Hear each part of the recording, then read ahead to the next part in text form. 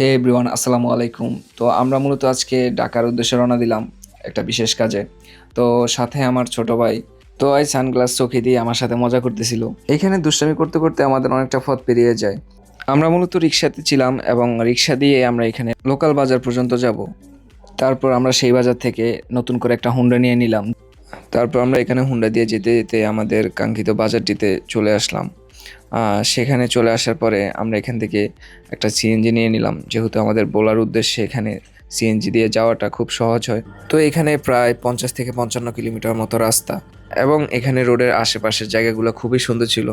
আমরা যেতে যেতে খুবই এনজয় করেছিলাম। আমাদের বাড়ির পাশেও মূলত একটা ঘাট ছিল, কিন্তু আমরা সেখান দিয়ে না যাওয়ার কারণ হলো আমরা যেন দিনেরটা দিনে পুষতে পারি, এবং বোলার উপর দিয়ে যেই ঘাটটা আছে সেটার নাম হলো ইলিশা ঘাট। মূলত সেখান দিয়ে যাওয়ার কারণ হলো সেখানে অসংখ্য লঞ্চ, ফেরি, গ্রিন লাইন থাকে। তো আমরা মূলত যেতে চাইছিলাম যে গ্রিন লাইন দিয়ে, যেহেতু গ্রিন লাইনটা আপনার খুব দ্রুত যায়। পরে গ্রিন লাইন আর আমরা পাইনি, আমরা মূলত পরবর্তীতে লঞ্চ দিয়ে গেছিলাম, দোয়েল লঞ্চ, যেটাও খুব বড় একটা লঞ্চ। দীর্ঘ 2.5 ঘন্টা পর আমরা আমাদের ঘাটে চলে আসলাম, ইলিশা ঘাটে। যেহেতু এই ঘাট দিয়ে প্রথম আমি ঢাকা যাব, সেহেতু আমি প্রথমে চিনতে পারলাম না যে এখানে কোন পাশ দিয়ে আমাদের মূলত লঞ্চগুলো দাঁড়ায়। তো তারপর আমার ছোটো ভাইকে জিজ্ঞাসা করার পরে বলল যে একটু ডান পাশেই। তারপর সিএনজি থেকে নামার পরে একটু হেঁটে হেঁটে আমরা আমাদের মেইন ঘাটের দিকে যাওয়ার পথে আমরা এই সুন্দর প্রদর্শনটি দেখলাম। তো এখান থেকে একটা শ্যুট নেওয়ার পরে আমার ছোটো ভাই বলল যে ভাইয়া আমার একটা ভিডিও করেন। পরবর্তীতে আমি আমার ছোটো ভাইয়ের একটা ভিডিও শ্যুট করে দিলাম। যেহেতু দুপুর হয়ে আসছিল, তো আমরা বাতের হোটেল থেকে ভাত খেয়ে নিলাম। এখানে আমাদের মেনু ছিল কিছু ভর্তা, ইলিশ মাছের ডিম ভাজা এবং ইলিশ মাছ। তো এগুলো দিয়ে আমরা দুপুরে খাবারটা সেরে নিলাম। এখানে উঠে গেলাম আমাদের সেই কাঙ্ক্ষিত লঞ্চ দোয়েল 10। তো এখানে আশেপাশে ঘুরে ঘুরে দেখলাম, আসলে অনেক সুন্দর জায়গা ছিল। তারপর আমি আমার এবং আমার ছোটো ভাইয়ের কিছু শ্যুট নিলাম এখানে। আমরা ঘুরে ঘুরে আমাদের শ্যুটগুলো নেওয়ার পরে আমরা অনেক হাসতেছিলাম যে আমাদেরকে কেমন দেখা যায়। আমার ছোটো ভাই তো অনেক মজা করছিল। রাস্তা দিয়ে আসার সময় আমাদের চেহারা, চুল এগুলো এলোমেলো হয়ে গেছিল। এই লঞ্চ দিয়ে মূলত তিনভাবে যাওয়া যায়, তার ভিতরে একটা হলো এই সিট। তো আমরা সিটই নিয়ে নিলাম, যেহেতু এই রুমের ভিতরে এসি ছিল, পাশাপাশি খুবই সুন্দর পরিবেশ ছিল।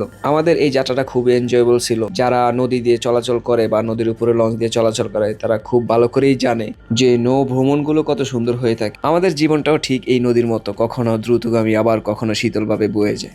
দীর্ঘ 6 ঘন্টা পর আমাদের এই লঞ্চটা সদরঘাটে এসে পৌঁছায়।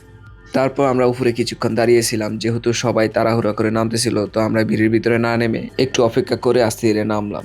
লঞ্চ থেকে নামার পর ডিসাইড করতেছিলাম যে কোথায় গিয়ে উঠবো, যেহেতু রাত্রেবেলা। প্রথমত চেয়েছিলাম একটা হোটেলে উঠতে, কিন্তু পরবর্তীতে আমার ছোট ভাই বললো যে তার এক রিলেটিভসের বাসা নাকি সদরঘাটের পাশে। তো সেখানে রাত্রে থাকার পরে আমরা সকালবেলা উঠে ঢাকা মোহাম্মদপুর বুদ্ধিজীবী নামে এই জায়গাটা আমরা একটু ঘোরাঘুরি করলাম। তো এখানে আমরা ঘুরে ঘুরে দেখলাম যে কি কি আছে। এখানে এই ওয়ালটার অপোজিটে আছে কিছু কবরস্থান, পাশাপাশি ঘন জঙ্গল। সকালবেলা অনেকে এখানে হাঁটতেও আসে, যেহেতু জায়গাটা খুবই সুন্দর। তারপর এদিকে ওদিকে একটু হাঁটাহাঁটি করলাম।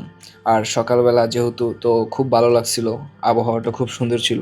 আসলে এই জায়গাটিতে মূলত 1971 সালে বুদ্ধিজীবী যারা ছিল তাদের সবাইকে মেরে এখানে লাশগুলা ফেলে দেওয়া হয়েছিল।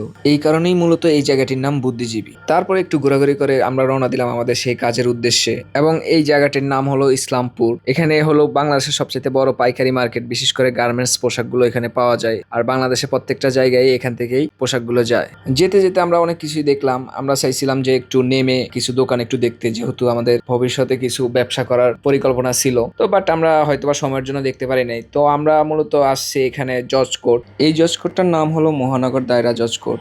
এখানে আসার পরে দেখলাম যে অনেক জ্যাম। তো আমাদের কাজের স্থানটা যেহেতু একটু পাশে, তো আমরা এখানে রিক্সা থেকে নেমে আমাদের কাঙ্ক্ষিত সেই জায়গাটিতে হেঁটে হেঁটে আমরা চলে গেলাম। তো আমরা এখানে প্রায় 2 ঘন্টা থেকে 2.5 ঘন্টা পর্যন্ত কাজে ছিলাম। তারপর আমরা সরাসরি আবার সদরঘাটে চলে আসলাম, যেহেতু আমাদের কাজটা খুব সহজে শেষ হয়ে গেছিল। তো এবার আর আমরা ভোলা দিয়ে আসলাম না, এবার আমাদের কাছের যেই গার্ড ছিল সেখানকার একটা লঞ্চে একটা কেবিন নিয়ে উঠে পড়লাম।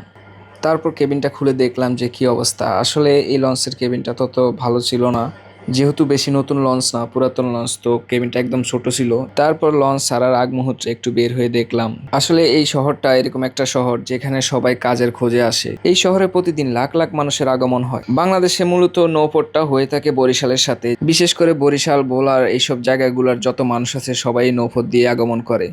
তাই এই নৌপথটি বিশাল একটা ভূমিকা রাখে, বিশেষ করে আমাদের বরিশালের জন্য। আর এই সদরঘাটের আশেপাশেও কিন্তু অনেক সুন্দর সুন্দর জায়গা ছিল, তো আমরা সময়ের জন্য আর দেখতে পারিনি। তো আমরা কিছুক্ষণ ঘোরাঘুরি করার পরে আমাদের লঞ্চটা বাড়ির উদ্দেশ্যে যাত্রা শুরু করে দেয়। আসলে নৌপথে যাত্রাটা খুবই সুন্দর হয়ে থাকে, যেহেতু এখানে কোনো কোলাহল নেই, গাড়ির যানবাহনের কোনো জ্যাম নেই, আশেপাশের পরিবেশ খুবই সুন্দর থাকে। আর বলতে বলতে সন্ধ্যা হয়ে যায় এবং আশেপাশের জায়গাগুলো উপভোগ করার মতো ছিল। লঞ্চ দিয়ে যাওয়ার সময় এরকম ছোট ছোট জাহাজগুলো দেখতে খুবই সুন্দর লাগছিল। আসলে আমাদের দেশের সৌন্দর্যটা এই জায়গায়। নদীর পাশে আরো অনেক বড় বড় জাহাজ ছিল। তো দেখতে দেখতে রাত হয়ে গেছিল, তো পরবর্তীতে আমরা আমাদের বাসায় চলে আসলাম আমাদের সম্পূর্ণ কাজ শেষ করে। তো আজকের মতো আল্লাহ হাফেজ, ভালো থাকবেন, সুস্থ থাকবেন, ধন্যবাদ।